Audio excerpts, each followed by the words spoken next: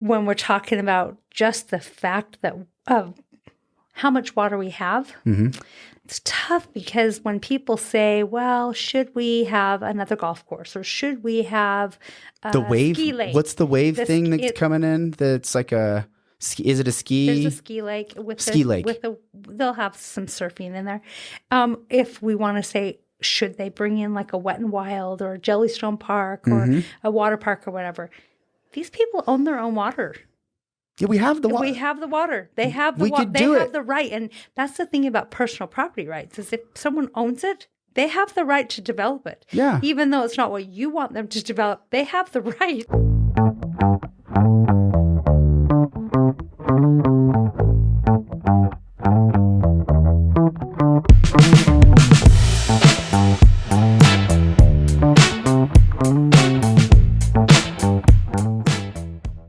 Hey guys, thanks for joining in. It's the 435 podcast. I'm Robert McFarland. I'm sitting here with Nanette Billings, mayor of Hurricane City, the third largest city in all of Utah. We had a great conversation. Thank you for coming. Landmass-wise. Third largest city in landmass. We have roughly 24,000 people and growing at a rapid pace. So we talked a little bit about the growth and the exciting things that are happening there. Growth last year. We talked about elections and trusting but verifying those election counts and what you're doing in Hurricane, but also how the county role is. That was a great conversation. So I hope you guys enjoy it. Make sure you like and share.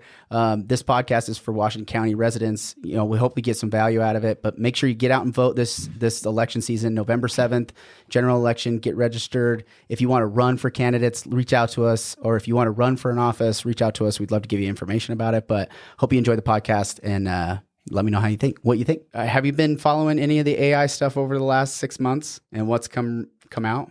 I have some. You have some? How much though? Some. The mountain is huge right now. It seems like it's moving so rapidly.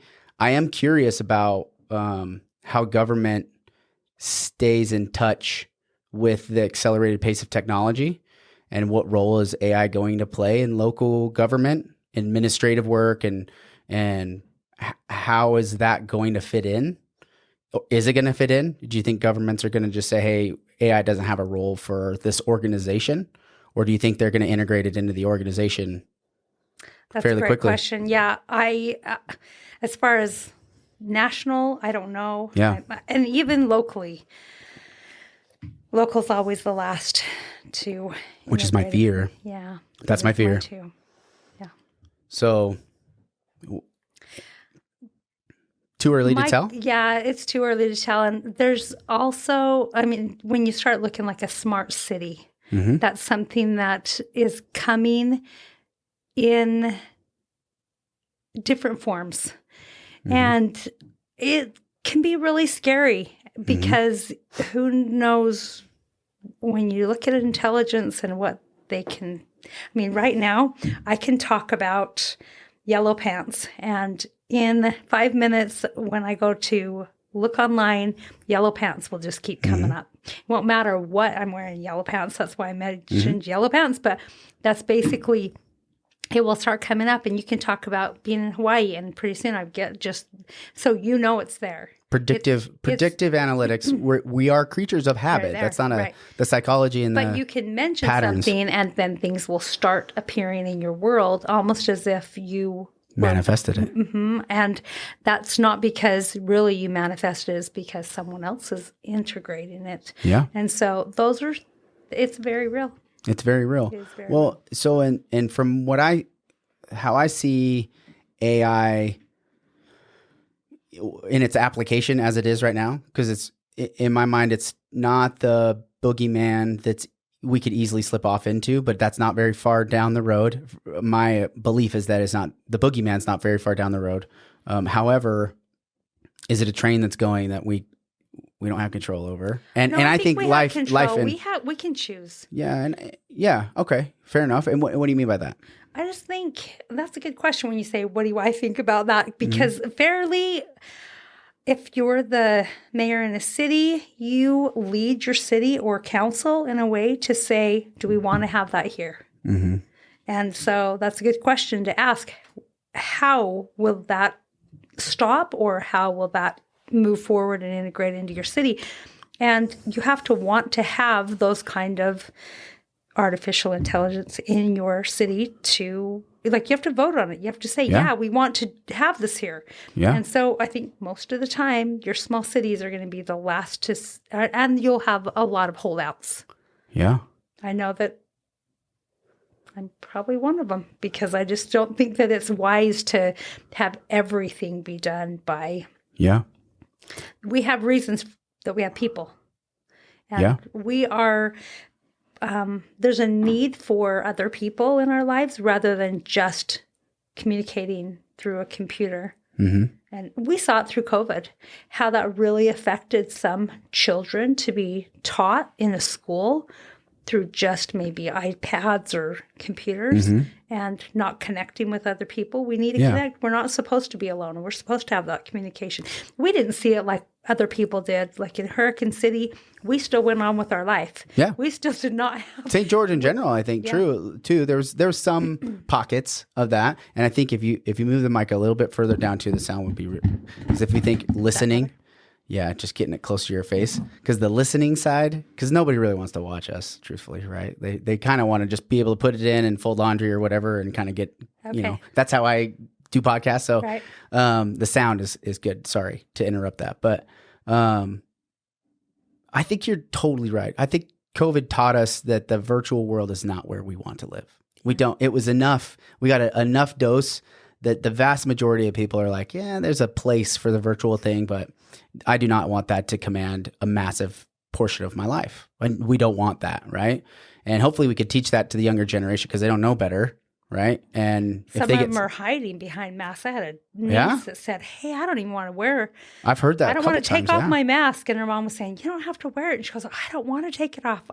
And feeling ugly or not, changing. No one's seen me since I've grown up or whatever it is that they feel. That's really sad because I didn't wear one at all. Like we went to our first council meeting and the mayor basically said, we'll start the meeting when everyone has their mask on. I'm like, we're never starting the meeting then because I'm never putting that on. Yeah. They're like, why? And I said, well, first of all, I pack a gun. And if I carry a gun and have a mask, I can get a felony. And I look at a felony a little more seriously than who's the mask police that are coming in there to take me to jail? Yeah. And I said, I'm not doing that. So we went on with our meeting. And I remember the second meeting, them saying, do you think this isn't real? And I said, I'm not saying it's not a real sickness, but what I'm saying is I can choose how to take care of my health. And if I allow someone else to control me in that way, then I'm still going to be wearing a mask in a year.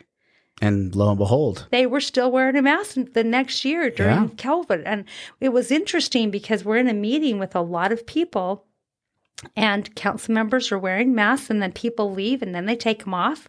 Like, what's the difference? It really is. It was a control mechanism. I think there's no question that. And I think some of it is to kind of, you can call it, like you want to help someone else feel like that what they're doing is righteous or virtue signaling. Virtue signaling would be a really great word for that. They want to make them, and not that they're making someone else feel like that they're righteous. It's just kind of like, hey, you should do this because it's the right thing to do. Right. And I feel like that was something that was a real part of the COVID vaccine, the mandates, the masks, everything, that it was kind of putting pressure on people, making them feel like they should or have to do something if they didn't feel like it. Yeah. I mean, and I feel the same way about all of it, that if you don't feel comfortable wearing a mask or you don't feel comfortable not wearing a mask, you should wear one. Right. That's your choice and that's fine. Yeah. I'm totally respect that. Yeah. But it's when those beliefs are overriding the beliefs of those that do not want to wear it. And, it's what is equality, right? Sure. It gets into a fuzzy world because we blend all these things together. We kind of like it's like dumping ingredients and I believe this, but this tiptoes into this, that tiptoes into this. And all of a sudden we're, 3 years later with some serious challenges on the social side of things. But, it's tipped the world. I feel like everybody was in these compartments, and then the whole thing got shook up and down, and everybody ended up in different compartments. They weren't, what was normal was drastically changed for everybody all at once, And people really, it was such uncharted territory. They didn't know what to do. So I'm not blaming someone else for the way they felt about it. Absolutely not. I mean, fear is a real thing. It can be so debilitating. And that's what happened. Yeah. People were fearful. I was scared. I was genuinely scared. I was for sure scared. Yeah. And then, I look back and I did this post where I'm like, where are all the leaders at? It seemed like everybody was hiding. It was almost like nobody wanted to take the lead on anything. It was almost like I wasn't hearing a lot of leadership right out of the gate in the early 2020. And, you start to look for leaders in those moments. And then now we're kind of in that first cycle of leadership that's kind of transitioned, because you've been elected and in the office for a year and a half. Yep. Year and 4 months. 4 months. Yeah. What have you learned over that time? The executive branch versus, going back to the 435, and just for the audience, I want to make sure they understand there's continuity between all of these episodes, right? And I interviewed Natalie Larson with the St. George City Council, but as the executive, right? And, the actual individual leader from a CEO standpoint, if you look at an organization, that's your role. Is it what you expected a year, like running for it versus like now you're in the seat? I'm going to say yes, because I knew what I was getting into. And you had a lot of experience in government at different levels before even getting into the role, right? Not really. I mean, I had helped in our city with different events. I had been the chairman over like our Christmas tree festival. I'd coached and been over Little League to help with that organization for like 13 years. I'd helped with other civic events on the 4th of July, 24th, and helped. Yeah. But no, I wasn't part of city council and city government. I honestly, that's something that I really hope to share with people.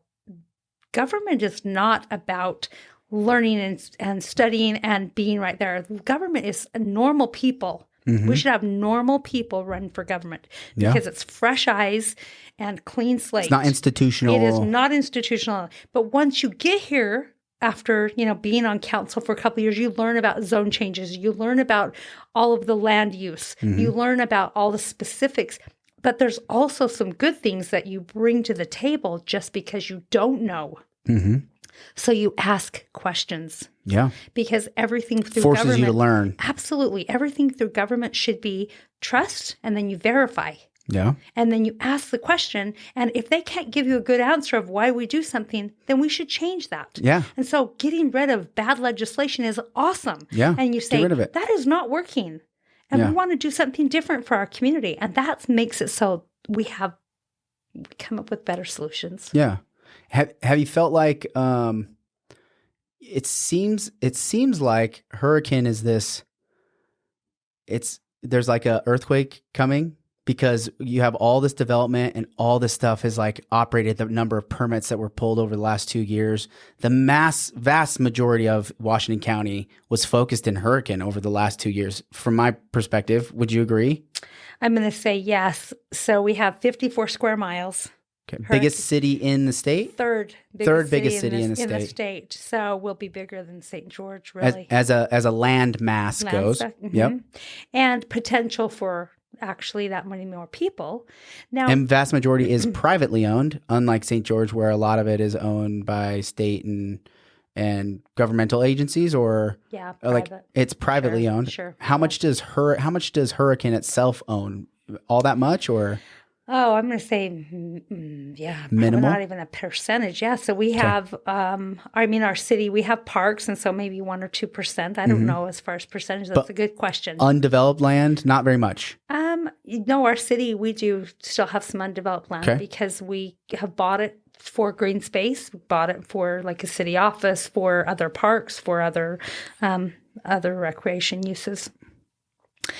But I have to say, with a 54 square mile city, what happens is normal cities start in the middle and they grow out. Hurricane City is like growing here and then something over here and over here and over here and over here. So it's expanding, and we're trying to keep up with infrastructure at this point, and it's really, really hard. I can't even imagine. And so we're having these conversations to have development pay for development. That's what it's supposed to do. Right. And that's a difficult thing because developers come in and say, hey, we just want to pay our impact fee. Well, that's awesome. But if we had infrastructure there, we could just say, sure. Yeah.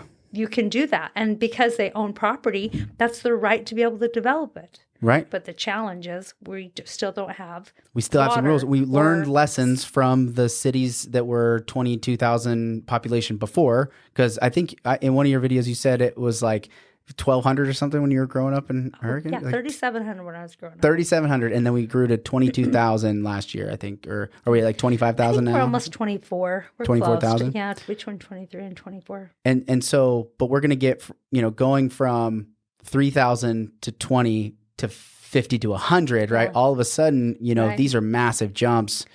Well, and see, St. George, really people started moving here in 1850, 60. And so they got a 60-year head start. Hurricane didn't even have people live there until 1906. Wow. When the water came on the bench with the canal, because there was no water there. So no one lived there. Wow. And so and it took them 11 years to build the canal. And when they had that canal, then they were able to acquire shares in the canal and get a plot of land to live on. And it took a while after the water came on the bench, to build cisterns so they could get water for them to live there, to have water to drink, because it was watering their crops, but they didn't have a way culinary to have it settle. And so they could so it took a little bit of time.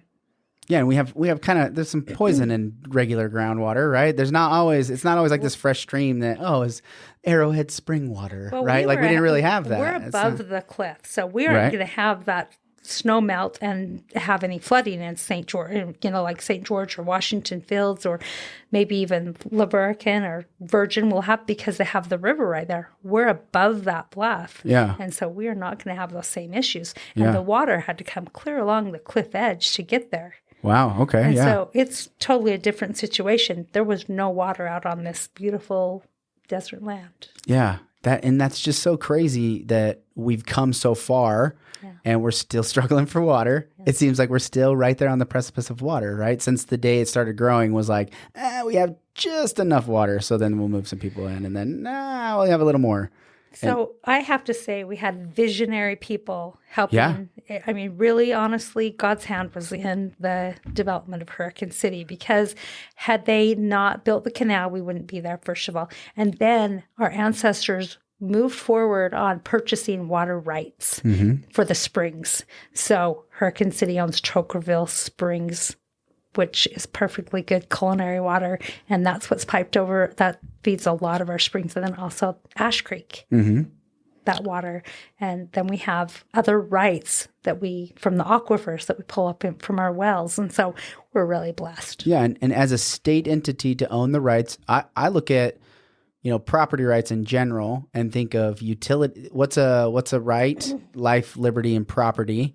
And then, you can have land, but if you can't cultivate the land, if there's no animals on it, you can't grow crops, it's worthless, right? Truthfully, right? Yeah. You can have that all you want, but it might not necessarily provide for your family, right? Or your family's family or the community as a whole. So now water rights being controlled at the state level, it's a utility. And I think it's a greater good conversation versus a lot of areas like in California. I know, Arrowhead spring water, that's like a mountain in California. Nabisco, I'm pretty sure, owns the vast majority of the water rights. It's a private business that a lot of the water for Californians doesn't go to Californians because somebody else owns it and they bottle it up and ship it to Texas, right? Or, you're getting Arrowhead spring water in different parts of the country. And that is a problem, which is why they don't have water in Southern California, and they're relying on our water that is really coming from our sources, and Wyoming and Idaho. And now we're fighting for that, which is just so strange to me. I like the visionary aspect of the water rights in Utah. Yeah, it makes sense to me. Yeah, I just have to say, because we have the actual right, we have to develop it. Yeah. And it's interesting when you hear people say, "Wow, we don't have to develop the Lake Powell pipeline." And my answer is always, if you own the right, you have the right to develop it, you should develop it. Because if you don't, you will never get the right back. It will be taken from us. Somebody else will use it away, and then we will not have it. And if we need the water here, we need to develop it. Yeah. I interviewed Governor Cox, and I've said this on a couple of the other shows, so I apologize if I'm repeating myself a little bit. But, water, the Lake Powell pipeline was option A, B, and C. From his words, that's the solution he saw from the state level for Southern Utah on water. I think we know that that's further down the road. I think we're already $40 million into the investment of trying to get the pipeline here, and it's probably looking 100 plus at least before we get her. Well, water always comes in stages. So if you look, and actually Lake Powell pipeline was number one for years and years and years. It was not even another option. We're just working on the Lake Powell pipeline. So right now, since it's actually moved down to maybe 6, I don't know what the number is, but it's moved down. So we're looking at all these other options, and conservation's part of the conversation, which hasn't been for a long, long time. So people are like, we live in the desert. We need to conserve. And the people want the conservation. The people want it. They do.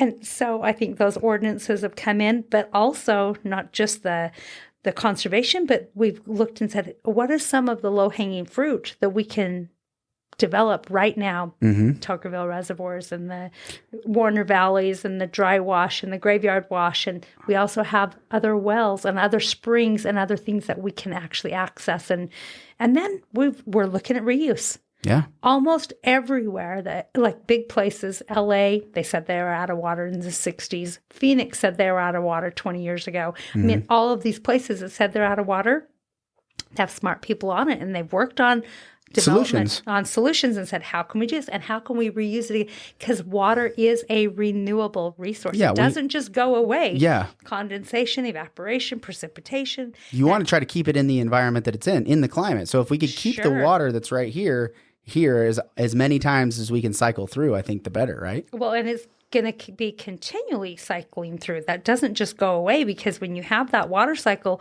you're actually looking at your surface runoff, and you're looking at the surface flows, and it matters that we're pulling it back up from our wells and springs, and we're reusing, and it's totally filtered that way. God's made it that way, which is beautiful for us to be able to have water. Somebody told me Weeping Rock is like the water coming out of there is like hundreds of years old. Oh yeah, yes, right, yes. And so it's like, this is the conversation that I had this last winter, right? All the snow. Dude, I'm like, if this was, let's say it's probably 1890, because I think between 1870 and 1890, Santa Clara had to rebuild their dam like 7 times over the course of like 10 years. And I can't imagine being a working male and hearing that the dam went out and being like, I am going to be building a dam now for the next 3 months. Because every man, able-bodied human was like, we got to go dam because we won't have water if we can't stop Santa Clara, right? Like that was the water. And I'm thinking, if this was back then, we saw that snow up there. We're like, how many people can we get together? How fast can we build 4 reservoirs? Cut all the red tape. Everybody go out and go to work and build some reservoirs and stop the water before spring, because that's what we would have had to do, years and years ago. And so I think human ingenuity, we're going to solve problems for us, especially with something that is a renewable resource. But there's a lot of fear mongering around the water that drives me nuts. I'm like 7 million acre feet of water, because I went to water.utah.org, and I looked at our zone. I looked at Pine Mountain. I'm like, okay, this is our water source that would funnel through the Virgin, all that. Like, we have about 7 million acre feet of water. Our municipal and industrial use is only 1 million out of the 7 million. So there's 6 million acre feet of water that we're using for agriculture and golf courses, which is another conversation. But we're using water in a lot of different ways, but it's an economy and we got to use it right. But I think there's a lot of smart, good people that care about it, that we're going to figure it out. Yeah. I'm not too worried about it. But I hate when clients be like, I got this, email from my friend, told me I shouldn't move to St. George, and they're in Texas, or I have a client moving here from Michigan right now, and they're like, we saw this article, ABC News, about how St. George is going to have water. I mean, should we be worried about this, right? And it's like, dang it, it's like a smear campaign. Yeah. Almost. You can't help but think that. So I'm like, oh, they're not telling the full story. There's a lot more to that story than just that one headline, right? That's absolutely correct. And when we're talking about just the fact that of how much water we have, it's tough because when people say, well, should we have another golf course or should we have The wave, ski lake? what's the wave thing that's coming in? That's like a ski, is it a ski? There's a ski lake lake. They'll have some surfing in there. If we want to say, should they bring in like a Wet and Wild or a Jellystone Park or a water park or whatever? These people own their own water. Yeah, we have the water. We have the water. They have the water. They have the right. And that's the thing about personal property rights is if someone owns it, they have the right to develop it. Yeah. Even though it's not what you want them to develop, they have the right. And a lot of times, it's their right. Like I listened to some water conversations about Desert Color when it was first with all the lagoons and their marketing was all these lakes and water was the thing. Like, that's like salt water. It's specifically salt water. You don't want to drink it anyway. And it would probably just kill crops if we used it. And it's all the water out there underneath the property that isn't potable water. We can't use it for anything and it's too expensive to clean up. So that's a great use for it. If we could turn it into a little lagoon, we wouldn't use it otherwise. It'd just go down the Virgin River and eventually filter itself out to feed somebody else. Like Patempe Hot Springs, they're working on their development in Laverick. Oh, right. And that's going to be an awesome use. Hey, I got a question about that. You might know. Okay. Energy was a conversation that was brought up. Maybe a weird transition, but hot springs are an indication of geothermal opportunities. Yep. And geothermal, there's a huge initial investment cost up front, but it tends to be, from my understanding, the most renewable, and the technology advances that we've made just over the last decade, just 10 years, has made it substantially more effective. It's not nuclear, right? You don't have, this radiation stuff, which there's technology improvements there, but it's just steam ground geothermal power. Has there been any conversation about looking into, especially hurricane, because where there's a hot springs, typically that's a good opportunity from my research, geothermal. Sure. Has anybody brought that up or? No, not at this point. And a lot of the energy bills and the energy development, it's affected because you have so many people that are fearful of legislation and of regulations through our federal delegation. So there's not new energy being developed because of that. Because of fear? Not necessarily just because of fear, but because of the actual limitations on developing energy. There's so many, when you talk about bringing a business into a community, if you have high taxes, if you have so many red tape, it filters out people. And that's what's happened with energy. They have so many regulations that it's taken people out of the ballgame from development. And we're on that.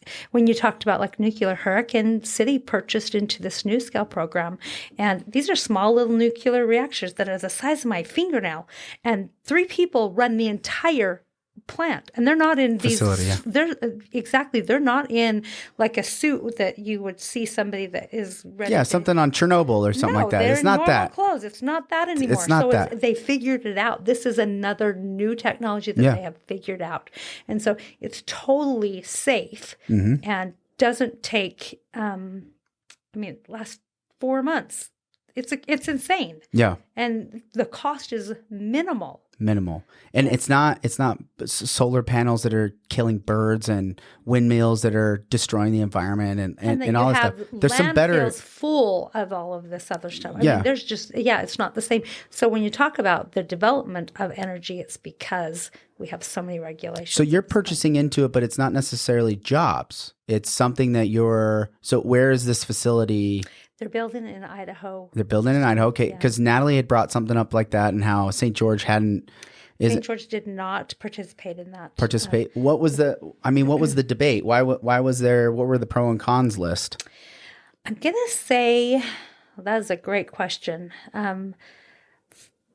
Originally, the cost, I bet, would be one of the main reasons that they didn't, because they felt like, hey, we can buy power less than this cost. Cheaper now. Cheaper now, but that's not true. Like, for example, for a decatherm of natural gas months ago was $4, and now it's $49 or whatever, right. $44 in the winter, which is huge. I mean, when you look at that number, and then it becomes it's one of the biggest drivers of the core inflation, energy specific. Like looking at those two things together, energy is massively impacting inflation. Which is so interesting because actually energy and food are not even considered to be part of inflation. When they figure inflation, I know, there's core and they then leave them out. Yeah, they pull them out. Which is ridiculous. You're like, that's still going to your pocket, people. Right. Like Money you're still out. showing it. Like it's still, my P&L still has a heating bill and an air conditioning bill on it. Like my bill's still there. So this is a greater conversation with media and information, which is really back to why I want to do this, because clarity is key in helping decisions be made. Sure. So on that energy side, I am super curious about this whole nuclear thing. So it's an investment in Idaho. It's actually, it was first started in the labs up in Oregon State. Okay. And it's going to be built in Idaho. Got it. The Idaho State Lab, National Lab. Okay. It's called the Idaho National Labs. But NuScale is the company. NuScale. Okay, I'm going to have to look that up. They're actually traded on the S&P. Yeah, it's a private power, right? Versus, right. I mean, historically, like PG&E and Edison in California, those are the two. I remember political science, just trying to help the environment, right? Lobbying against Edison Electric, because there's these electric companies, there's these massive utility companies that are controlling the energy for thousands and thousands of people, and they're private organizations, and there hasn't been a whole lot of room for innovation, so private organizations to compete with some of those massive companies. It seems like technology is changing. It sounds like with nuclear, there's new options for cities. What about at the local level? Like, is there something that, because I look at St. George, we're like an island in the desert. We're like a desert island in the desert, because we have 4 hours north to civilization, and we're 2 hours south for civilization, or an hour and a half depending on how fast you drive. But it's definitely a leap driving and flying in. We don't have a lot of food that's grown locally that can serve like our greater community, reliant on trucks and things like that. So how self-sufficient can we get is something that I would like to see cities try to attract as best they can, because we can't necessarily say this has to happen here, but there's certain encouragements that we can do. Is if there was regulations on energy, is there anything a city could do to encourage companies to like innovate, like geothermal? Sure, but then you're talking about the federal delegation. The federal delegation. What do you mean by that? They have the restrictions. It's through federal regulations. Mandates. Yes, and so I'm saying delegation means the people that are in power right now, they have changed what we do. And they have made, like when we're talking about the Lake Powell pipeline, the Lake Powell pipeline was going forward is because of federal delegation. Yeah, Trump was saying, hey, we were rolling through. Right, and then Biden, it was like almost like, it's not because we have regulations, it's because they have put up the stops. A wall. So what I'm saying is we have people in power keeping us from being able to move forward. What happens is when staff, I'm not going to say they make laws. This is crazy, because this is a day and age, 21st century. Yeah. We should be able to say that we're not going to do that. That's too important. Energy and water. Yeah. It's too important to allow somebody to get in the way. This is about money. Yeah. Yeah. I mean, and everything turns to that at some point. But really, all the coal plants that are being shut down, honestly, when you look at the cost of something and then people come in and buy them at pennies on the dollar, they're going to open them back up. This is all about money. And they want to be able to be on the ground floor. All of these opportunities for people to make more money come down to being on the ground floor. And if they can get them on pennies on the dollar and then rebuild them, we were wrong. It's okay for them to be wrong, because now they start over brand new. Instead of buying the coal plants at a high price, they buy them at a low price, and now they restart, and the whole thing starts over again. It's almost like a carousel, right? We're all kind of going around in circles. What has as the mayor, how have you felt like in dealing with the city council members, like what's some advice to somebody who's wanting to run for a city council position? What are some things that they should consider, or being a normal person, just not an industry person? I want to encourage somebody thinking outside the box to run for St. George City. I really do. I think it's a moment in time. We have 3 seats that are opening up. Right. We have 3 seats in Hurricane open. November 7th, and there's 3 coming up in Hurricane as well. So these are important. This is an important election. It's not a national election, but through June 7th they can. That's candidate. Yep. They can sign up and say, I want to do it, but you got a week you got to go in and fill out the application and say, I'm going to do it. I think they pay $25 and they do a background check, sign their name, and so as long as you're not a felon. These are going to start airing on May 16th. So then trying to encourage people to get out there, what's something that you would say to somebody listening to this would like inspire them to maybe throw their name in the hat? If you're willing to listen to people and you are willing to keep your head about you. So this isn't about you. This is about making good policy for your ancestors, and not ancestors, the generations behind your predecessors, all the children, grandchildren that you're looking at how I can, be influential to make policies that's going to last, and then just be a good person. Yeah. If you listen to people and you're a good person, you should run. Yeah. And we should have a lot of people run. Government was never intended for someone to get in and stay in their whole life. Nope. And not go back to work in the policies that they vote for term limits, everybody. That's my opinion is vote for term limits. It's important, I think, to have city council members that don't want to just run for one run at it, though. I think having somebody in there, like I look at 4 years is a run. First, maybe 1 or 2 is just getting your wits about you. So then you have 2 years to kind of make an impact. Well, there's time is fast and slow at the same time. So I hope we don't have too much churn, but I do think it's important that we get some fresh people in, and we need to reinvigorate, local government and get different perspectives. So I appreciate you saying that too, because I believe in the same thing. I don't know if term limits. I'm extreme on the term limits. Like I think 2 is good. I think 2 is enough, and that 2 terms or 2 terms is 2 terms. enough. I feel like, man, you've done it. I don't know if I'm going to run for a second term. It's a lot of work. See, and that's my fear. I was like, because Danielle and Michelle, Danielle Larkin is running, but Michelle Tanner, she's like, I don't think I'm going to run again. I was like, well, wait. How much progress have you made? Do you feel like you've made things efficient? I think it's probably still too soon to tell for you. And I would hope you would consider at least staying in a role. I have heard mayors, though, because there's no term limits on the mayor side, right? You could just keep running and running and running and running. That's a great question. In our city, there's not. In our council, there's not. Yeah. Like we had someone on our council for 20 years and somebody for 12. And we've had lots of people.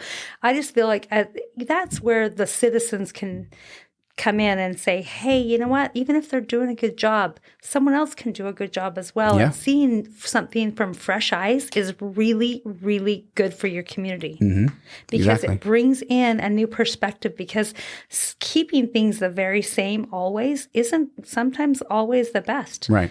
And I think the Constitution was set up specifically, right? The federal government and like, hey, your judiciary making the rules and the laws, that shouldn't be changed all the time.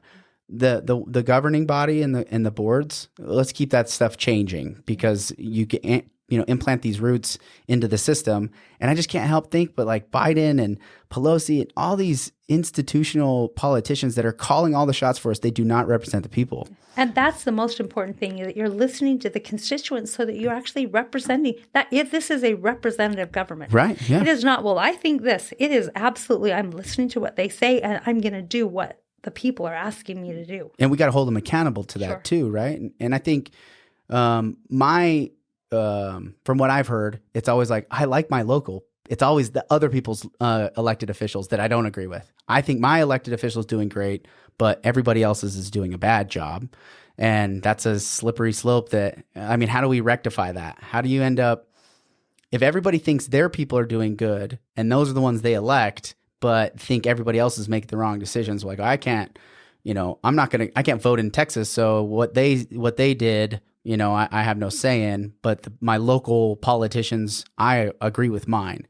It's like, well, if they're always rotating in and out, then it won't matter, right? But if they are always in there, 30 years, 40 years in that same position. I don't think that's healthy. I don't think and it is. it's tough because I heard this was the other day when Mike Lee was running, and I talked to him because I said, hey, I was there when you beat Bob Bennett at the state convention, and you were running your campaign basically on the fact that there should be term limits. I said, you're running a third term. Remember? You broke your promise. Yeah, you said that you were only going to do this. And he said, well, if everyone else in the country would do that too. And I went, yeah, well, we can't do that. You set the example for that. Yeah, we just have to say no. We have to say we are running a campaign. And Washington didn't have to step down either. Yeah. Right. Like George Washington didn't have to step down as president. He could have easily ran again. He's like, no, I'm going to set the expectation and the precedent. Like nobody should be in this position forever. We need new people in there. We do need new people. And I like Mike Lee. I'm not saying that, but I'm just saying the fact that this is the way it is. And people would say, well, if we don't have the same thing across the aisle, if other cities or not cities, but other communities that are voting on their senators and congressmen in other places, if they had those same thoughts, that's true. But we have a lot of good people. Yeah. Mike Lee's not the only good person in Hurricane to represent our city in Hurricane and St. George and in Cedar City and in Salt Lake. They could deliver the same message that he's delivering. Of really good people. So to say they're the only person that can ever get something done and represent. I just disagree. Yeah. That's all I'm going to say is I just disagree. And we have enough good people to run that we should have new people all the time. And the argument, I can see his argument because you're like, well, no one else is doing that, so why would I do that? And that's where until the people get loud enough and demand it, it won't change. It'll never change, right? Because people run on that platform all the time and win on that platform. And 8 years later, because we're going on with our life, taking care of our family and loving our neighbor and just trying to get food on the table and be happy that day and not, get to the gym and do all these things that we're supposed to do on a day-to-day basis where the elected officials are supposed to be doing their job. You look up and it's 12 years later and they never relinquished and you've kind of forgotten. And it's like, wait a minute, he's doing a good job. I won't vote for somebody else. I don't want to go invest my time. I already know Mike Lee. I don't want to invest my time trying to figure out if this guy's a good one. So we'll just vote for this guy again, right? Which isn't why incumbents always win. That's why they win. That's why they win. But if it forces us to re-educate ourselves and say, hey, maybe there's another option on the table that I could trust just as well as the current one. I think we've got a great engaged voter population in Washington County. We do. I think we do. And so, I took this project as saying I want to bump voter registrations. I've heard, well, we want the right people to vote. I've heard that so much. And in my head, the kid inside of me that went to a liberal college, Cal State Fullerton Political Science, I took a Marxism class and it's a liberal college. My head exploded because I'm like, the right people? What do you mean the right people? Everybody's the right people. If you're an adult, you're of voting age, your opinion matters. If you don't show up, you can vote. Yeah, you're not a felon. Sure. You're a citizen of the United States. You can vote. Like especially in your local stuff, we need your voice heard. Yeah. It's a rite of passage and also an expectation. If you don't want to vote, great, abstain, perfect. Yeah. That's okay. But I do want to encourage, especially that 25, to 30 age group, especially if they have kids. Holy cow, it's hard to get updated on it. And maybe the registration because they moved here from Salt Lake or they just got done with college and they moved here and, voting registration wasn't a thing. There have been times in my life as a political science major where I'm like, oh, I missed that election. I wasn't paying attention. My life was just too crazy at that moment. But it didn't mean that I didn't care. And so if I can use this election to say, hey, let's get out, bump the voter registrations, especially with mail-in ballots. What's your thoughts on mail-in ballots? I was at a car show, Washington City, and they're like, no, we need to go back to in-person paper, count it one by one. Somebody told me you guys are going to do hand counting. Is that right? Well, that's the plan. That's the plan. That's what our council wants to do. So 2 thoughts, since you've kind of asked me 2 questions right here. Sorry, you could pick either one. No, that's okay. So I go all over the place. That's all right. As far as the registration and someone voting, I think everyone should vote. That makes so that you get the majority of the people have told you what they want. Yeah, that's very important. Absolutely. It's a clear message. Yes, and so you understand what your voting base wants, and then you can represent them better. Second thing, as far as the ballots, now I was on I'm going to say I helped because my husband, Willie Billings, was the chairman of Washington County and being the chairman of Republican Party. Okay.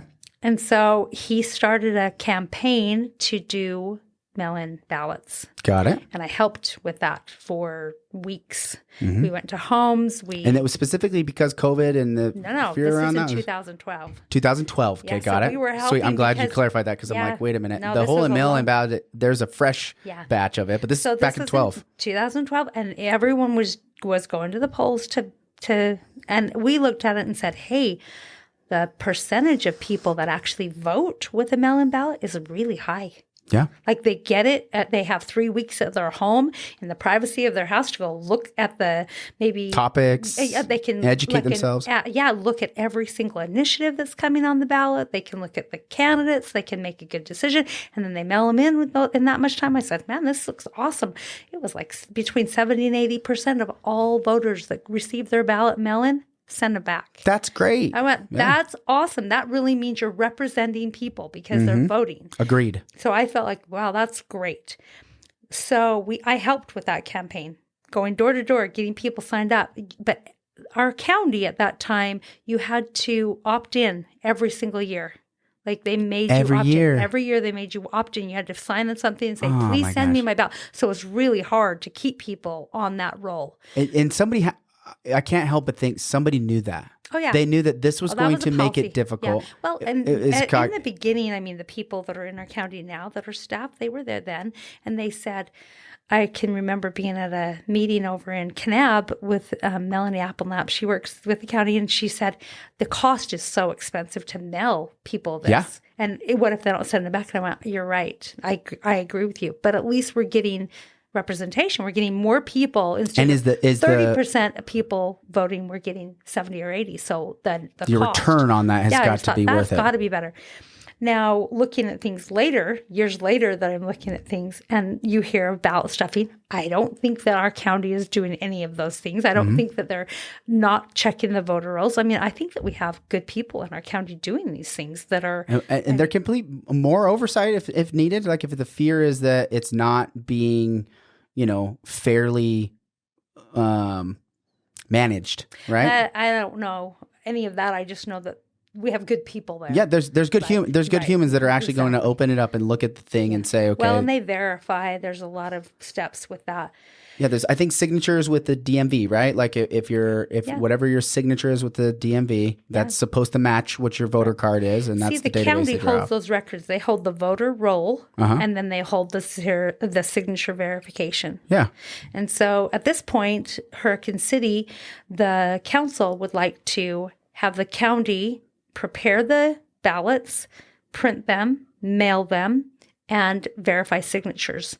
And by state code, they have to verify them because they hold the roll with the county is just the secure county ballots. Official master list. They are, and it's not like because we're holding a municipal race, it's not like we're going to go take care of that. We either have to contract that out somewhere because there's special paper that has to be on, special envelopes, there's a lot of things that are required from state code. And so the county will either do that or we'll contract that out. And then verification, that's the other thing. The state code said that the county will verify those signatures through the DMV. Then after that, it's based on our agreement with the county, and we're still trying to work that out. But we're just trying to say, hey, if you'll print the ballots, mail them, send them out, and verify our signatures, then we'll count after that. We'll count. We'll do a okay, that makes sense. My preference was to have them run them through the machines and then we count. But it also puts the county in a position where they would possibly, if they were different numbers, then there would be a problem with the county. And so the council voted no. They voted to just have verification and then count. Okay. So no one's going to do a digital scan on it? Not at this time. Would it make sense to just say, hey, after the fact, this is the official count. let's run it through and just see if we got it right. The county won't. They don't even want to look at it. You can't even get a margin of error though to see if we could have made a mistake. We missed the opportunity to do a science lesson and say, hey, this doesn't matter one way or another. All the candidates agree. Whatever that number is wrong, this one we think is right. And then say, well, if we did it this way, what's the number? And we all just look at it and be like, hey, look, that didn't really turn out the way I thought it was going to. But now we know we're going to keep doing it with a human involved, or maybe they change their mind based off that data. It seems like a missed opportunity to at least see if the system will work. It's a lot of fear in there. That's a great question. A great comment to say a missed opportunity, because really what citizens are wanting, especially with 3 seats, verification. It's a voting majority, right? Like this is an important one. We can still say that this isn't the wrong way. We're going to do the way we think is right out of the gate. Yeah. We get a Monday morning quarterback to see if it was all right. Umpires, they don't get every strike right? Angel Hernandez, the worst umpire in the world, if you're watching. Angel Hernandez gets it wrong all the time, and sometimes in just spectacular fashion. And it doesn't change the game. It doesn't change, the game still goes on, right? The weathermen can say, give you the wrong weather, and they still get paid. It's the fear. I think there's just so much fear still wrapped up into do we want to see reality? It's such a human nature trait. Well, there's 2 things, and these are really important. One is people feel like, well, because machines are more efficient, that we should just trust them. That's one. The other is people are saying, well, can they be manipulated? And are they manipulated? And there's an absolute. There are. I mean, so can people. Our Pentagon was hacked for 10 months. So do you think that our county can't get hacked? Or yeah, but people get hacked. Right. I mean, you could grease your palm and be like, hey, just people in a basement that get into people's computer every day. So, and they'll say, some of the stories I heard with the ballot stuffing, it's like, it was like a regular Joe that was like, here's $100. Just go put this in this thing over here. Here's $100. It didn't even cost that much to get a human to do something wrong. Right. Our nature, whether it's a computer or a human, you're splitting hairs here. Well, there's 2 things I think the computer is more like it's a black and white. It's ones and zeros. Ultimately, it's ones and zeros. And if I'm going to be in the digital space, there's going to be bad actors and there's good actors. And the good actors have, cybersecurity and they're doing everything to block off these bad actors from hacking into systems and things like this. Mm-hmm. So there's good and bad, and it's good and evil at its pinnacle. I just don't think, running from it and putting our head in the sand or not wanting to be in reality of it, that's not helpful. That's a good point. So I cut you off. No, you're good. The computer, that's the real issue, is who owns the computer? Yep. Who programs the computer? The manipulation of that is probably one of the bigger questions in the country's mind. When people talk to me about elections, it's not whether or not they think someone's evilly doing something. It's like, but who's actually manipulating the information? Yeah. And so if you can look at a computer and say, we actually have the companies that own these computers that come in and program them. So it's not a calculator that says one vote over here and one vote right over here. It's actually programmed computer. And if you've ever seen computers that have been programmed, you can put that one vote on this other vote. Mm-hmm. It's easy to do. That's what they do every day. They manipulate through the coding. Yep. And so that's one of the things that people are wanting to just verify. Yeah. And I appreciate the verification. I still think like an actual piece of paper with an ink and a signature line that can be verified with another signature on another official document, like a DMV or an identification card, and going that route. Did you hear about what the settlement with Dominion election voting systems in Fox? Yeah, I did. I think they got fined $400 million for spreading lies about Dominion being the bad actor that they were not. $400 million. And there's another lawsuit on Fox for $1.2 billion for Fox spreading misinformation, right? Misinformation, which I think there's lots of misinformation over the last 2 years, and a lot of people are going to pay the toll. It's not just one side or the other, but are we still operating because of the fear that we learned from that election and still in that operating? Or, do you think people are coming to terms with there's truth and lies all over the place? Can some of these systems be trusted, especially if there's verification? Sure. Yeah. And I absolutely. One of the things I have to say about lawsuits, and this is because I've seen them, Right. Whoever knows the law better wins the lawsuit. Right. Doesn't matter if they're right or wrong. Who knows the law the best wins the lawsuit. And so that's a big issue. Yeah. I've seen that many times. And so the point, I think that the lawsuits, in my mind, when there's settlement and an exchange of money, there's some weight to be carried on.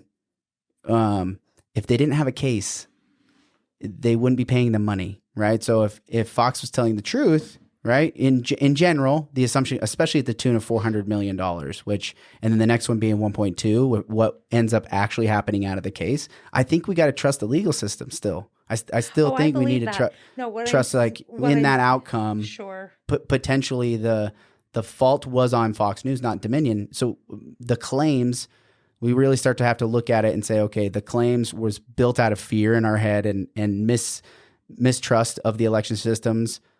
Was it Dominion, or was it this other actor over here that was pulling strings? I don't know that. It's hard speculation, right? But it's also one of the reasons they won, because when you actually slander or have someone's character be in question, tarnished, they can be paid lots. Yeah, and I don't know the case.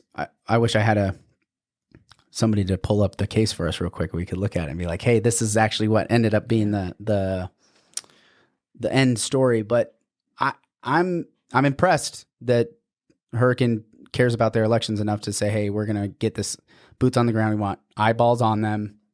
We want to do a good job and not eliminate mail-in, because they're still doing mail-in, right? Right. So it'll be a good opportunity for us to have a good, trustworthy election. And hopefully, there's no crazy machines that, change out numbers. We won't have that problem in Hurricane or at St. George or anywhere in Washington County for that matter, I think, right?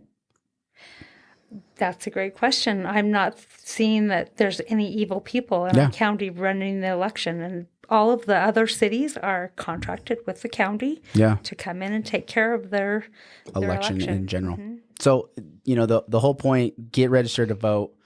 If you're going to run, it's going to be June 1st through the 7th. You got to get your name in to be a candidate to run. And that's true of Hurricane as well as St. George, right? Every municipality is all in June. In Utah. And then we have our primaries August 15th. Yep. And then the general election. You cannot vote in the general if you don't get registered to vote. You can vote in the general if you go even that day. It's provisional ballot. They just have to. If you're not registered, though? If you're not registered, even on that day, you can go in and fill out a provisional ballot and just... for the general election. Okay. Yeah, and it would be November 7th will be the general election. Perfect. Yeah, Tuesdays. And then the podcast is going to drop on Tuesdays all the time. So we'll keep you up to date as things go through and the different candidates. I want to know who's running in Hurricane. Are the three candidates, do you know if the three city council members that are up for election, are they going to rerun, or do you have any idea? I do not know that yet. Yeah, no clue. Yeah. Well, it'll be interesting. It'll be an interesting summer. What do you feel like infrastructure wise, where's your biggest challenge out of all of it? Is it traffic? Is it the energy?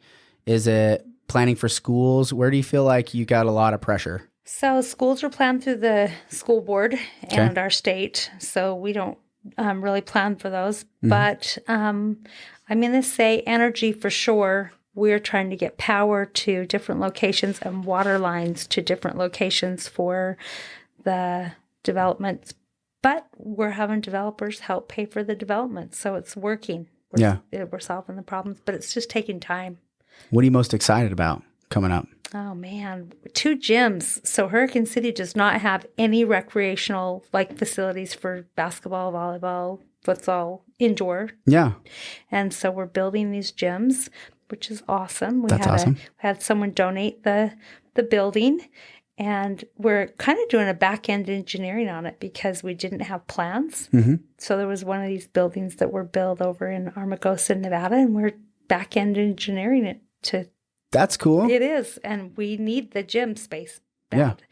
Yeah. So it's a cost affordable. It kind of checks all the boxes, solves some problems. That's exciting. We have some good people that are also helping donate and that are going I'm not going to say the names yet because we're still working on a couple of the contracts. Details.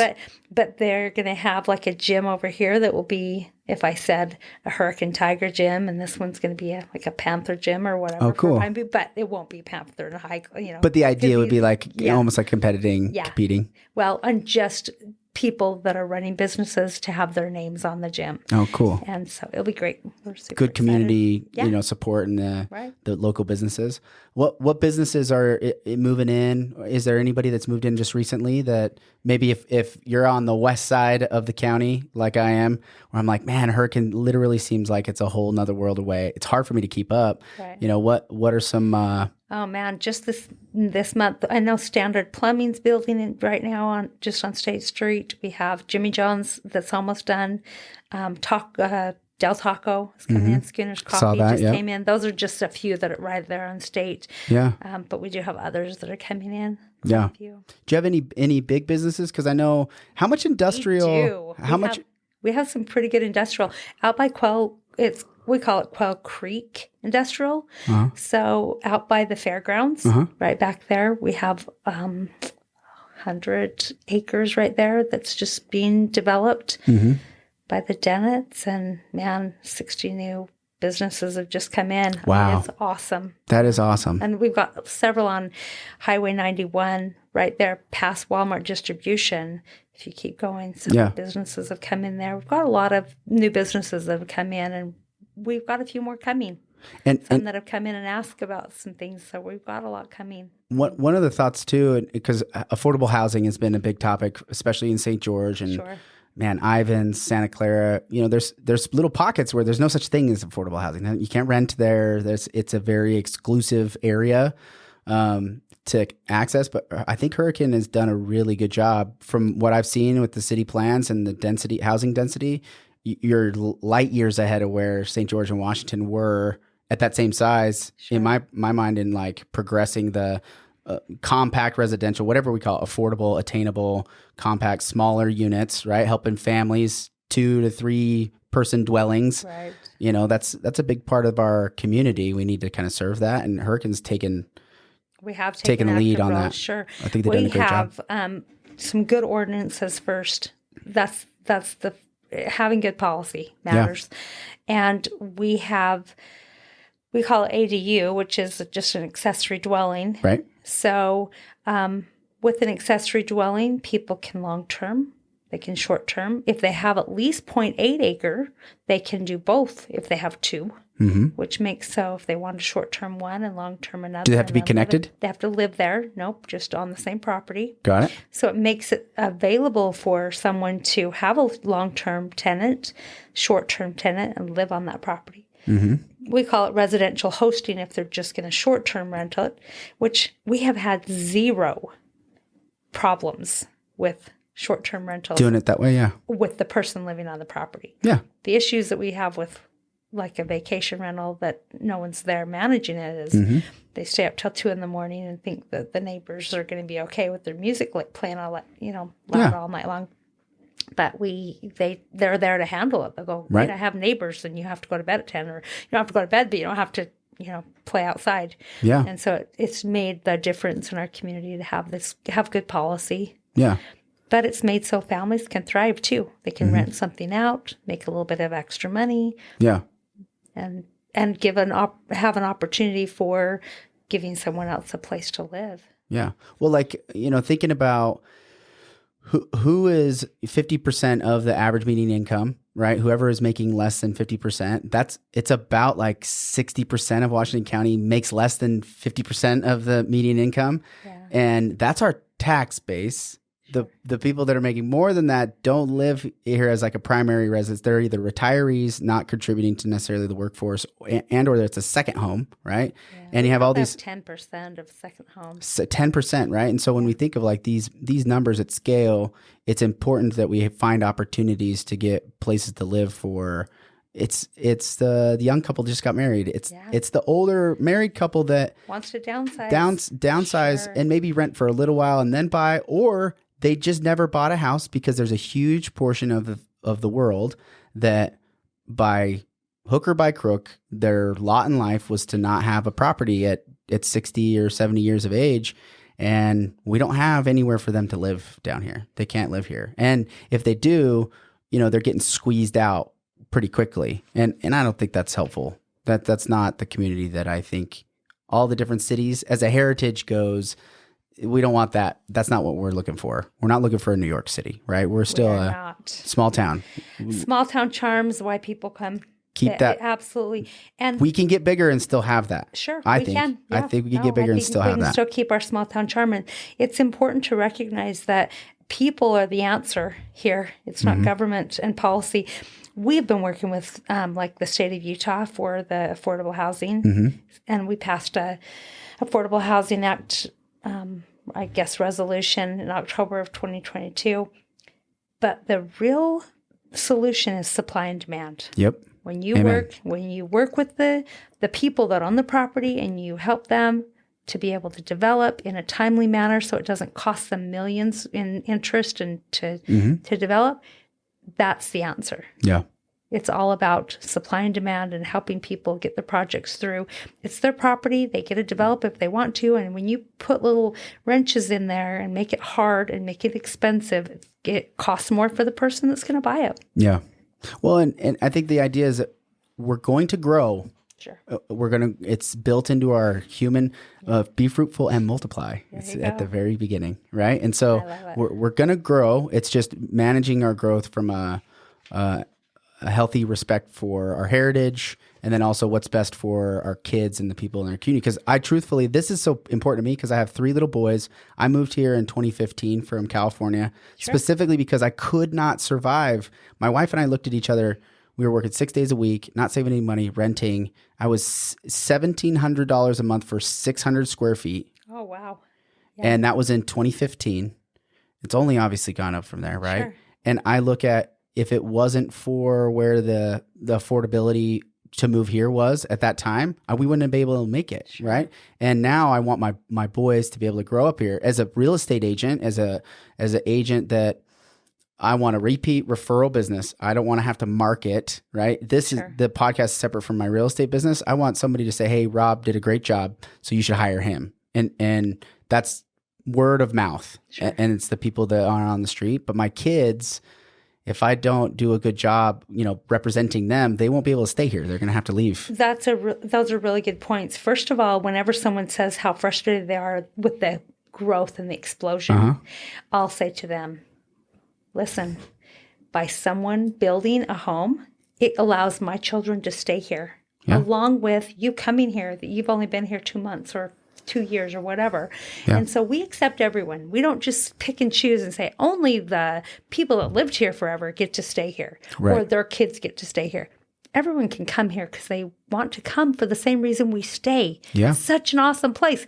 We just have to remind people when they come, don't try to, California or Utah, don't try to change it back to the place you left because you hated it. And when they say things like, hey, well, where I lived before, we did this.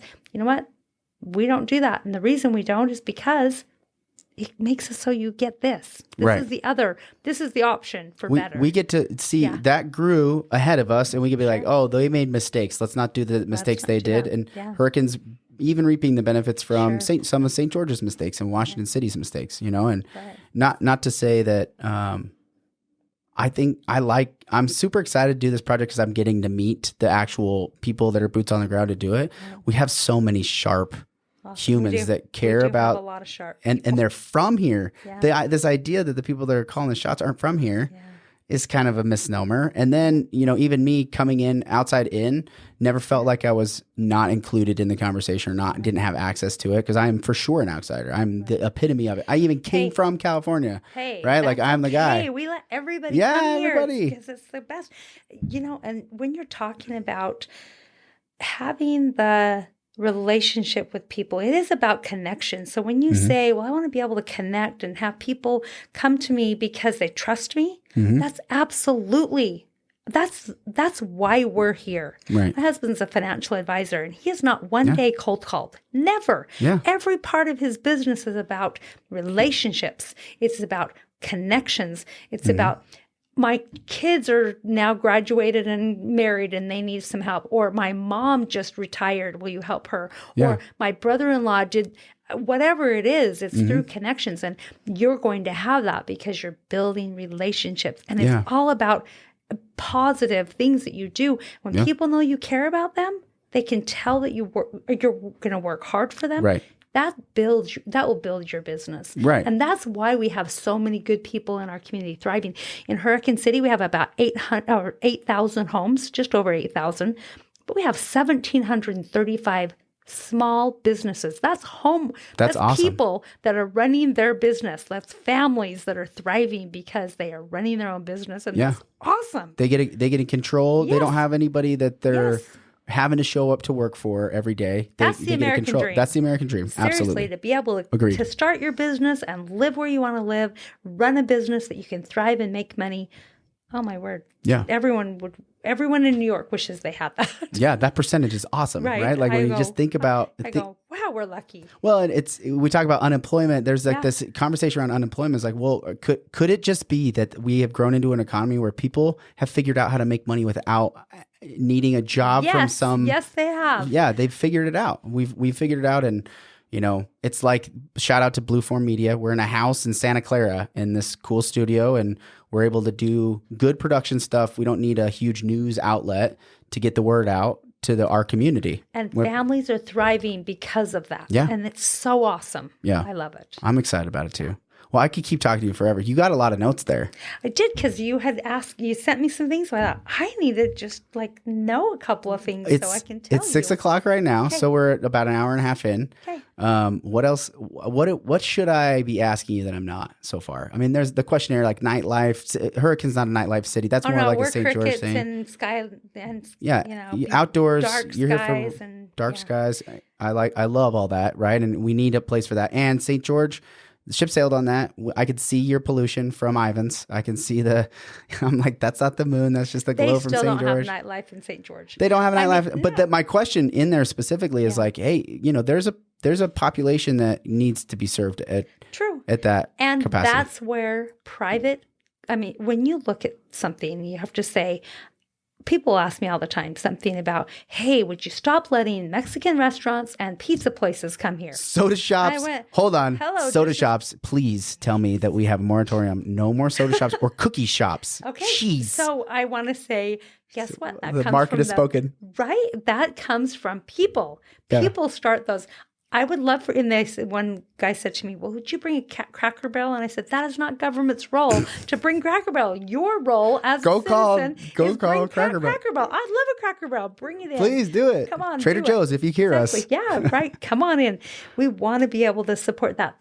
But really, nightlife comes down to someone saying, hey, I want to open this up. And then also being in the right zoning. That matters, because you can't just have someone say, hey, I'm going to run the music outside. We're going to dance. We're going to scream and have a great time right next to people that are going to bed to go to work the next day. So it really comes back to it's a venue thing. And nightlife comes down to location and it comes down to zoning. Yep. And hey, and clarity on it, right, from the city is their job. It's like, here, let me give you clarity on the rules, right, and then give it accessible to you to get it, and you know the rules ahead of time. This is how you can and thrive. Exactly. Absolutely, sure. Well, and so I mean, kind of to wrap through, that red tape and stuff. That's where I think AI can be so helpful to us. Like the zonings and some of the systems and process and data entry things that we do, right? Just in managing the city and all these moving parts, there's so much that we might be able to offload to an assistant, like a Siri of types, right? We can name her whatever we want. And if it's owned by the city, it's on a server that's independent, and it's like, hey, this is just a program that runs for us and does stuff for us as a city government. I mean, I think there's huge strides that we could make in leveraging good people to do their job better, not to cut out any jobs, but to say, now this person can do their job 10 times better because they have this little digital assistant that goes and gets this information or plugs this system into this system, right? I think there's so much that we could improve in a really short amount of time that can cut some of that red tape, free up developers to do good things. That's what I call process. When process changes, it makes so you can move through something better, faster, more efficient, more efficiently. Yeah. Cut out some of the duplication of work, right? Sure. I think there's a lot of room for that. And my worry is we just say AI is bad, period. And we don't even look down the road instead of saying, wait, how do we use it how do we make a really cool, like super robot AI that's like the good side, right? The cities, those governments where the people could be like, hey, this thing is helping or it's not helping, right? There's some clarity around those professionals, like the managers and the professional administrators that have been keeping the cities moving, right? Thinking of like the workers just trudging out the Virgin River and, the work they're doing in Santa Clara to just keep it clear, keep the water flowing so there's no floods. I was like for sure thinking, oh my gosh, there could be so many floods. If we got a couple of rainstorms and the melt all at the same time, that could be. It's happened before. It's happened before, but they've done a great job. I feel like everybody's done a great job this year. So that's pretty happy, especially watching up north as the disaster is kind of unfolding ahead of us. They didn't plan. They were not planned for down the road, and we have been. So we've actually put a lot of time and effort into planning. Yeah. Our community we're prepared. Yeah. I mean, we have 40,000 sandbags and we're on top of the bluff. We have a CRV. We'll go help communities because we're not going to need the help. When Springdale had a flood a couple of years ago, we were there to help. And when Enoch had their flood, we went up and helped. We didn't need the help. Right. They needed help. Yeah. We prepare to help other people. Yeah. I love that too. I love that about the 5 cities, the coalition of the towns. I think we do a good job collaborating. We do. We've got to continue to encourage that. Sure. I'd like a digital platform. I think while you're in town, how's that going? Because I watched a video and you were putting it in a bunch of different businesses. I love this idea. Yeah. It's one of my favorite ideas. It's a great platform. It's a cool platform. It is, where you can actually see locations, like if you want to go to a park or maybe take a trail or whatever it is. It will virtually take you there so you know what's there, if you should bring water or bathrooms or whatever. Then they have activities that are going to be happening in your community, and they have a calendaring. Events, real-time events. That's so awesome. And then they have the businesses that they're supporting. While you're in town. I love it. It's just whileyou'rintown.com. Well, is any other cities jumping in? Yeah, so Kanab, there's several. I think they have 5 right now. Hilldale, they're doing a great job. I love it. I love that idea. We're de facto Facebook is our digital platform of communication right now, and it is not my favorite. And we all were just victims. We were just subjected to the thing that we had, right? Yeah. We didn't get a choice. But now we all know there needs to be a digital space that we need to live on. If we all decided as a community, we're all going to go to this one place, whether it's next door, because I think that could be a great platform for it, or one that's locally driven. I don't even know who's involved in that. Who's involved in the development of that idea? Martha LeBaron is the one that I've talked to, so I don't know. Martha LeBaron, that was it. Shout out to Martha. She just came while you're in town with me and said, "Hey, I got this idea." Yeah, and I went, "Awesome idea." Great idea. In fact, about 4 months before she came to me, I had gone into, it's called Hurricane Valley Tourism Group, and I was on their board as a councilwoman, and I went in and just said, hey, I think it'd be really, really awesome if we built something, because I wanted to build a website. And I said, instead of a website, I really think what we need to do is do some kind of a QR code and have something quick access goes into every single business, and every business is on there. We don't make not every business. I mean, limit.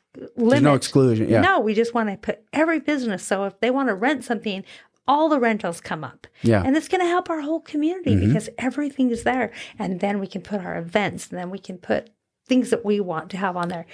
Yeah, the digital platform, like we think, because we went from newspaper. This is in the thought process of the podcast was like, we don't have a media. There's cities in the country that are our size, our county size, that have their own news organization where they have anchors. That's their full-time job. Yeah. We don't have that. We barely have a newspaper. Yeah. Right? We barely have a newspaper. At least St. George, they have St. George News.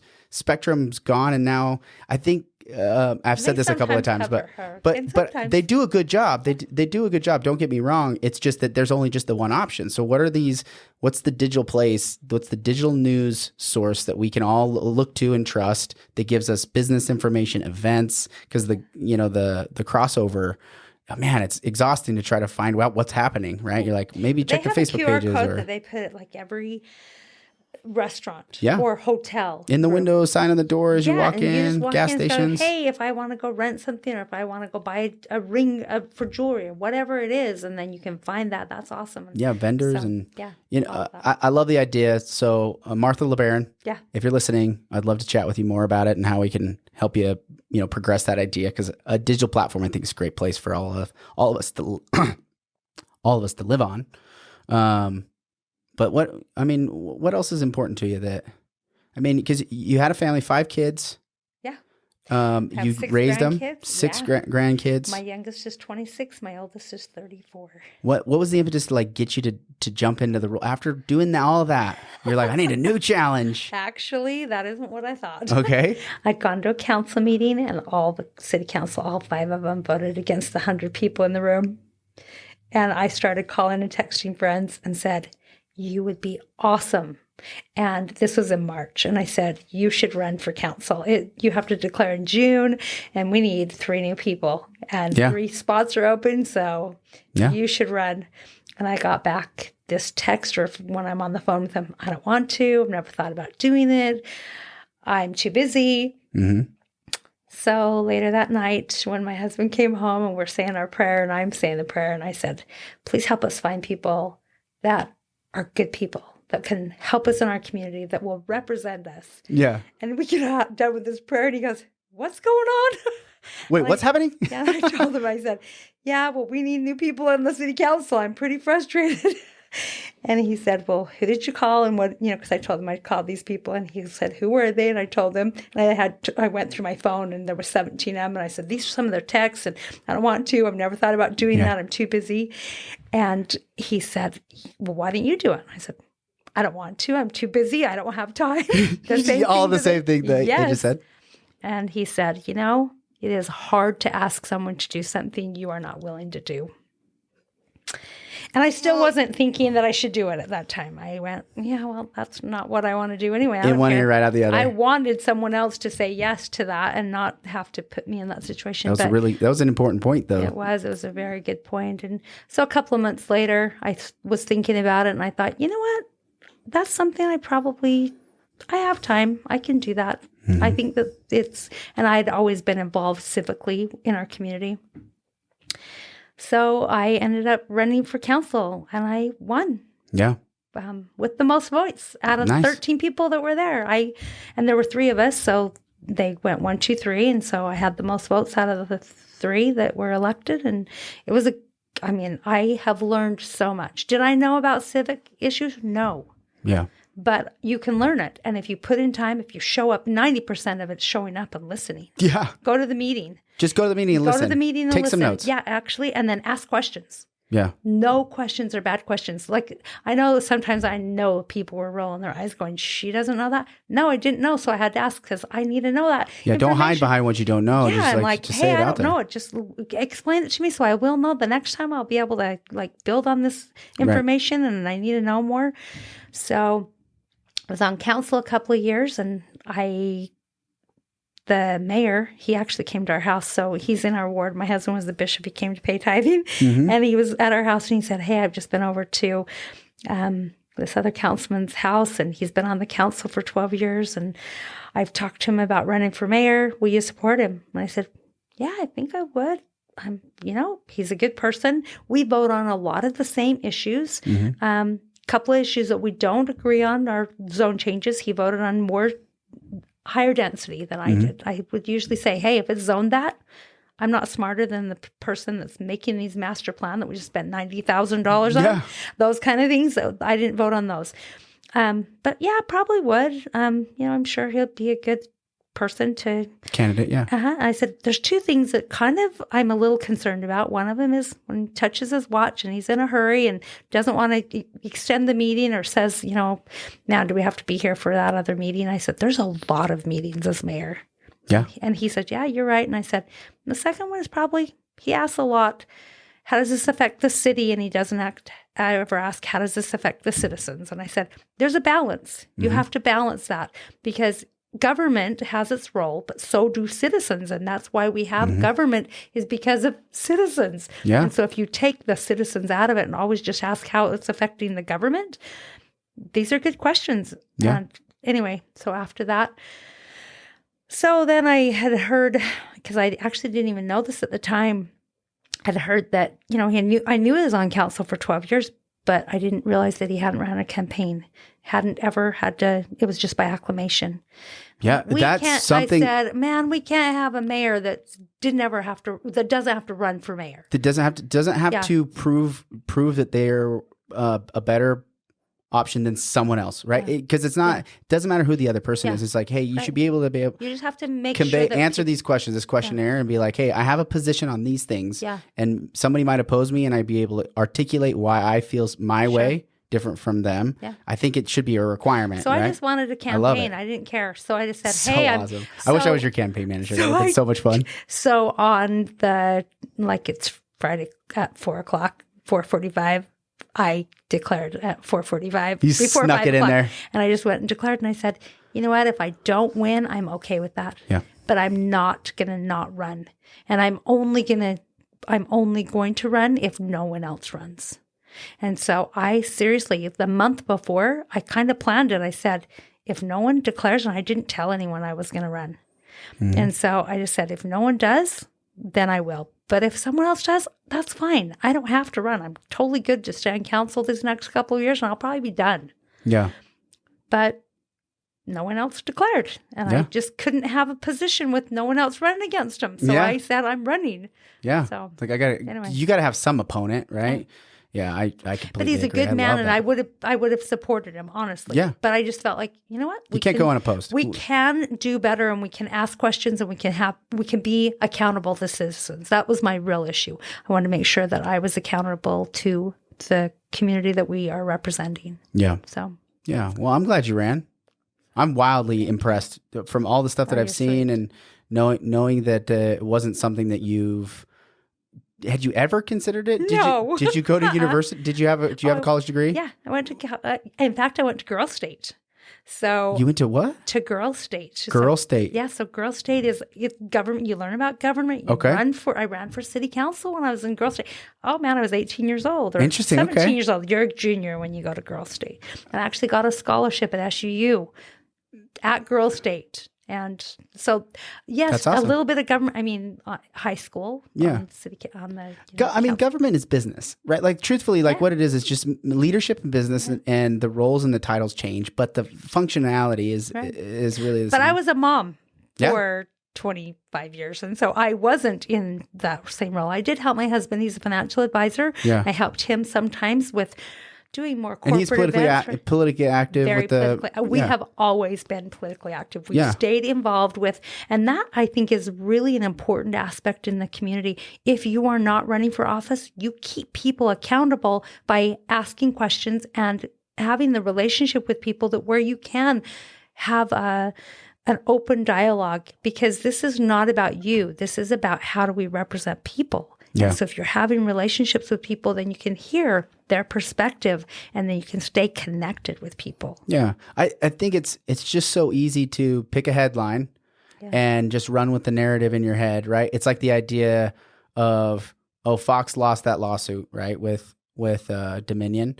So they must be wrong, and then that's all I'm going to learn about it and be done. Now I have a whole opinion about something based off of one single headline. Yeah. And if we're going to be active in your community, it is a long game. You have to stay active and know what's going on at the schools, whether you got kids there or not. I think it's important what's being taught to the kids. What are the business communities driving? Who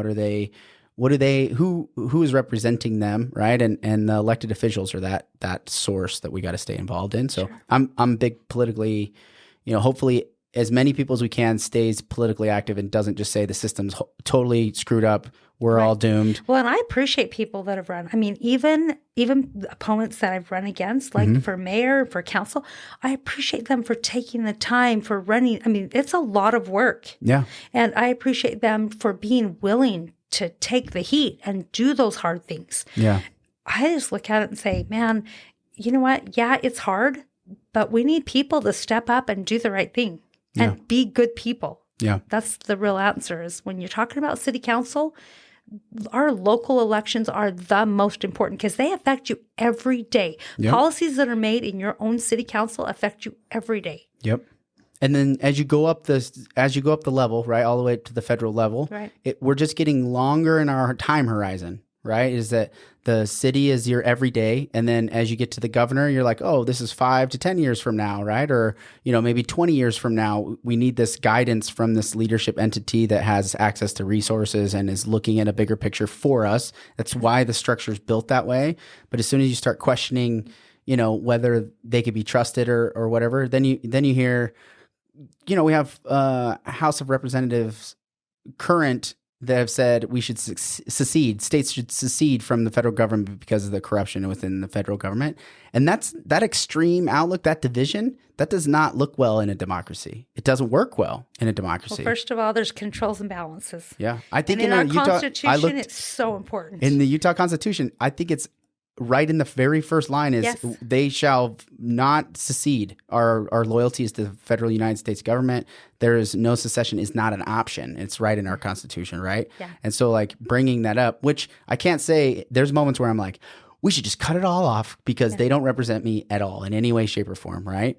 I've felt those moments, but at the same time, it's so much more nuanced than that. It's such the few representatives that I visited with on this issue, I don't think they're actually saying that we should. They're saying that we should be independent enough that we don't need the money to from rely them, on them. to rely on them financially, because we should be able to take care of these needs in our community without them. Yeah, agreed. And so it's money that we're tying to, not necessarily actual other. Yeah, it's all these all the pork belly and all these contracts but the barriers, when we see barriers happening with our own water and our own livelihood of water that we have a legal right to right now in this moment, and they are putting up boundaries, we have to get loud. Yeah. I hear radio ads from Nevada talking about poor water use in Utah. I was in Nevada listening to the local radio, and it's an advertisement talking about how Utah is poor water managers. Like, why do they even care in Nevada what our water situation is like? And it's because it's so politicized and it's so, that message is out there. We have to be able to, if we don't tell our own truth, somebody else will tell it for us, right? Yeah. It'll be ABC or John Oliver on last week tonight. That piece that he did was not helpful to the water conversation because he missed so much of it, and he only focused in on one horrible fear-mongering element, and that's not helpful. So we have to be able to tell our story to the world as best we can, and it has to be digital too. So I appreciate you helping me do that today. That was actually helpful, I think, in the conversation. I think honestly, I hope you'll come back and we keep talking about other stuff and keep up to date. Sure. Do you have any questions for me, or you want anything else that you want people to know? Go out and vote. Vote. Yeah, for sure. The primary election is really important. A lot of times people don't go and fill out their ballot for primary as much as they will for a general election, especially if it's a presidential election. They feel like that's more important. It's more important in your municipal election. Yep. Pick good and we people. got voting majorities in Hurricane and in Absolutely. St. George this year. So pick good people. get out there and do it. Sure. Yeah. Okay. Well, thanks for coming on. Thank you.